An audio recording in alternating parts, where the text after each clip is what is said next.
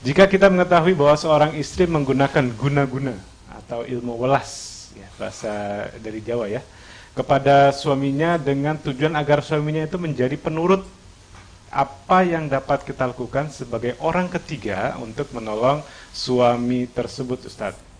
Sebagai catatan, Ustaz, Ana sebagai orang ketiga tahu karena memang sang istri menyatakannya secara terang-terangan dan Ana sudah berusaha menasehati. Namun, sang istri berdalih bahwa yang dimintai petunjuk atau untuk memberi ilmu welas asih itu adalah seorang kiai dan bukan dukun. Padahal kiai tersebut jauh sekali dari sunnah.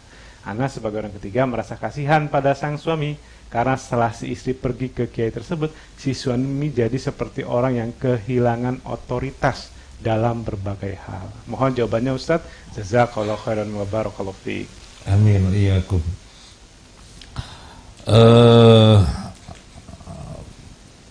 Sahabat Anida TV rahiman wa rahimakumullah.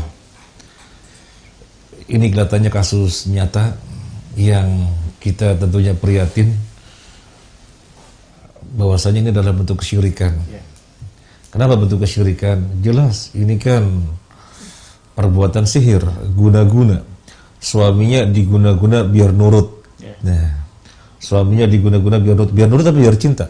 Biar nurut. Ya biar nurut. Ya sesungguhnya biar nurut atau biar cinta ya sama saja. Intinya dengan guna-guna hukumnya sama. Biar cinta atau biar nurut, biar lekat kayak perangko, ya sama aja. Intinya dengan guna-guna maka itu adalah sihir. Dan sihir di dalam Islam itu dosa besar, bahkan termasuk perbuatan yang membatalkan keislaman. Dan pelaku sihir itu di dalam Islam hududnya atau hadnya dibunuh. Waliyadzubillah. Nah, itu yang harus diketahui. Maka kita prihatin karena rupanya juga kasusnya menimpa muslim gitu ya. Menimpa muslim dan muslimah, kita prihatin. Nah, ini menunjukkan bahwasanya dakwah akidah harus diperkuat. Jadi nggak boleh kita mengatakan dakwah akidah tauhid. Kenyataannya masih ada kasus kayak gini. Ini sudah sering didakwahkan, masih terjadi. Masih suka-suka terjadi. Lalu bagaimana kalau tidak didakwahkan? Naudzubillah min dzalik, kalau merebak gitu ya. Ini yang pertama, kita prihatin. Yang kedua, si penanya adalah orang yang ketiga. Tahu persis soalnya si pelakunya yaitu istri menceritakan. Terus terang menceritakan apa adanya. Suaminya tak guna-guna biar gini. Maka sebagai orang ketiga yang mengetahuinya bingung gimana ini gitu ya. Padahal itu adalah kemungkaran dan perbuatan kesyirikan. Jawabannya adalah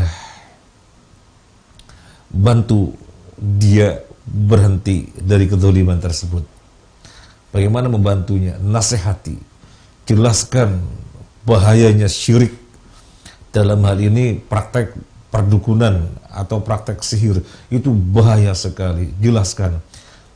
Karena bisa jadi si pelaku ini, istri ini tidak tahu kalau itu perkara yang besar dalam Islam, pelanggaran besar dalam Islam. Barangkali dia tidak tahu karena rupanya ada syubhat. Syubhatnya apa? Wah, saya datangnya ke kiai kok, bukan ke dukun. Wah, itu syubhat. Masa ini syirik? Masa ini nggak boleh? Wah, saya ke kiai, bukan ke dukun. Ah, ini yang perlu dijelaskan juga kepada si ibu ini. Kiai apa, dukun apa, itu kan sekedar label di dunia, ya. Sekedar julukan gelar di dunia. Intinya kalau orang bermuamalahnya bukan dengan Al-Quran dan bukan Sunnah, maka dengan sesuatu yang lain. Nah, ada nggak semacam ini dalam Al-Quran dan Sunnah? Ya, diperangi oleh Al-Quran, diperangi oleh hadis. Berarti yang dikatakan Pak Kiai dan bukan dukun, yang dikatakan Pak Kiai dan bukan dukun justru adalah dukun. Justru adalah dukun. Karena nyata-nyata semacam itu diperangi oleh Al-Quran dan hadis. Atau mungkin yang menjadikan ibu ini terkena syubhat, ini kiai bukan dukun, mungkin si dukunnya memakai sorban seperti gini ya. Pakai sorban seperti ini, pakai peci gitu ya. Jadi lebih tebal lagi. Lebih tebal lagi gitu ya. Jadi akhirnya kiai bukan dukun. Nah, naudzubillah min dzalik. Jadi ini miris lagi. Sudah muamalahnya, maksud saya perbuatan kesyirikan, dan dia tidak tahu bahwasanya itu ajaran setan, gara-gara kena syubhat, ini kiai bukan dukun. Dan memang masih banyak Bu Fathia orang yang mempelajari kekebalan, terbang di udara, berjalan di atas air tidak tenggelam, dibacok tidak mempan, dan bahkan dengan bangga didemonstrasikan, hebat, hebat, ini karomah. Masih banyak yang tertipu. Masih banyak yang tertipu dikiranya itu karomah. Padahal itu sihir. Oleh karena itu mesti belajar akidah. Karomah itu apa? Sehingga tidak terkecoh. Karomah sebagaimana mukjizat terjadi pada orang soleh. Nah, kalau mukjizat terjadi pada Nabi. Ya. Jadi orang yang dekat dengan Allah Azza wa Jalla, maka Allah menghendaki tampak pada mereka sesuatu yang luar biasa, yang di luar nalar. Jadi dikehendaki oleh Allah, bukan dengan kehendak si pelakunya. Wong Nabi Musa saja, ketika tukang sihir Fir'aun melemparkan tali-tali dan di dalam pandangan mata-mata yang hadir itu adalah ular. Maka apakah Nabi Musa mengatakan tenang, santai, saya punya tongkat tak lempar jadi ular, nanti mencaplok semuanya. Apa Nabi Musa begitu? Enggak. Nabi Musa itu enggak tahu harus apa yang diperbuat. Fa'ujasa fi nafsihi khifatan Musa. Rasa takut menjalar pada diri Nabi Musa. Jadi Nabi Musa sempat takut, wah banyak ular. Kemudian ada wahyu dari Allah, ya. Ada wahyu dari Allah agar dilemparkan itu tongkat dan berubah menjadi ular. Jadi bukan dengan kehendak Nabi Musa, bukan kehendak si pelaku, bukan, tapi dengan perintah, dengan kehendak, dengan izin Allah Azza wa Jalla. Tapi yang terjadi, bacaan, oh nggak mempan kan? Oh lihat nih, tak terbang di atas udara nih, wah bisa kan? Tak berjalan di atas air, nggak tenggelam kan? Jadi dengan kehendak, pastikan itu sihir.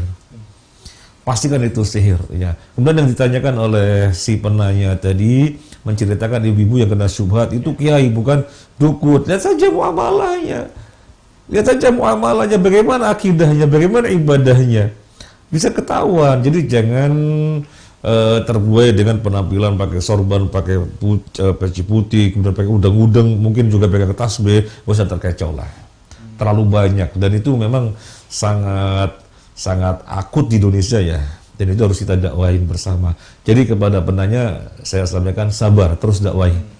Sabar, terus dakwai. Kalau ternyata belum bisa juga, mau melibatkan orang yang lainnya sehingga bisa menasehati mungkin keluarga yang lebih dekat, ya lakukan. Intinya maksimal. Intinya yang maksimal, menyelamatkan orang ini.